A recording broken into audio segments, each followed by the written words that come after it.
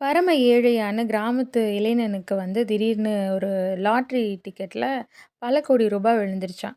உடனே இவர் என்ன பண்ணாராம், அதில போய் ஒரு கோட்டு, சூட்டு, பின்ன காரு, அவருக்கு தேவையான எல்லாத்தையும் வாங்கிட்டு வந்தாராம்.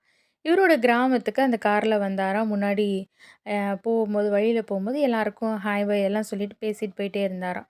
எல்லாம் அவர வித்தியாசமா பார்த்தாங்களாம். ஏன்னு கேட்டா, அந்த காருக்கு வெளியில 2 குதிரைய கட்டி, குதிரை அந்த கார இழுத்துட்டு போற மாதிரி வச்சிருந்தாராம். எல்லாரும் பார்க்குறவங்கலாம் ஒரு வித்தியாசமா பார்க்குறதுக்கு அப்புறம் தான் அவருக்கு புரிஞ்சுச்சாம். ஆமா, இந்த வண்டியில 100 குதிரைகளுக்கு மேம்பட்ட ஒரு திறன் இருக்கு. இருந்தாலும் எனக்கு இது ஓட்டத் தெரியாதனால நான் இந்த குதிரைகள வச்சு ஓட வச்சுட்டுருக்கேனேன்னு சொல்லிட்டு அவர் நெனச்சாராம். வேதத்துல ஒரு வார்த்தை சொல்லப்பட்டிருக்கு. "உம்மாலே நான் ஒரு சேனைக்குள் பாய்ந்து போவேன். என் தேவனாலே ஒரு மதிலை தாண்டுவேன்." நமக்குள்ள ஆண்டவர் இருக்கார். ஆண்டவருடைய வல்லமை என்ன? ஆண்டவருடைய மகிமை என்ன? ஆண்டவர் நம்ம மேல வைத்திருக்கிற அன்பு என்னங்கிறது புரியாம, நம்ம வாழ்க்கைய இப்படி குதிரை வச்சு ஓட்டுற மாரி தான் ஓட்டிட்டுருக்கோம். நம்ம யாருங்கிறத புரிஞ்சுக்குவோம். கர்த்தருக்குள்ள நம்மள திடப்படுத்திக்குவோம். கர்த்தருக்காக வாழ்வோம்.